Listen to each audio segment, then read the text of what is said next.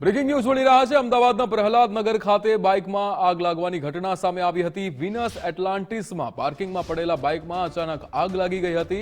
સ્થાનિકોએ પાણીનો મારો કરી આગ પર કાબુ મેળવવાનો પ્રયત્ન કર્યો હતો। ફાયર વિભાગે ઘટના સ્થળે પહોંચીને આગ પર કાબુ મેળવ્યો હતો। આગ લાગવાનું કારણ હજુ પણ અકબંધ।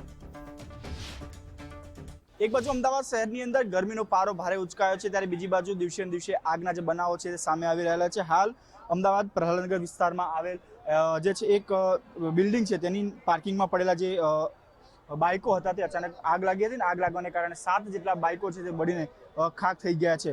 પ્રહલાદનગરમાં આવેલા વેનિસ એટલાન્ટિકા જે છે બિલ્ડિંગની બાજુમાં જ આવેલા જે વાહન હતા, પાર્કિંગની અંદર મૂકવામાં આવેલા તમામ વાહનો જે છે બળીને ખાખ થઈ ગયા છે। શરૂઆતમાં સ્થાનિકો દ્વારા ફાયર વિભાગને કોલ કરવામાં આવ્યો હતો, પરંતુ ફાયર વિભાગ આવે પહેલા જ સ્થાનિકો દ્વારા પાણીનો છંટકાવ કરીને આગ પર કાબુ મેળવવાનો પ્રયત્ન કર્યો હતો। ફાયર વિભાગની 2 જેટલી ટીમો જે છે એ ઘટના સ્થળે પહોંચી હતી અને આગ પર સંપૂર્ણ રીતે કાબુ મેળવવામાં આવ્યો છે।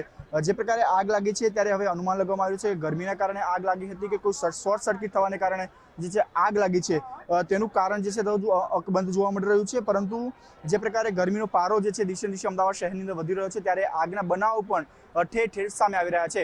કેમેરામેન અંકિત દવે સાથે રાહુલ ત્રિવેદી, ગુજરાત ફર્સ્ટ।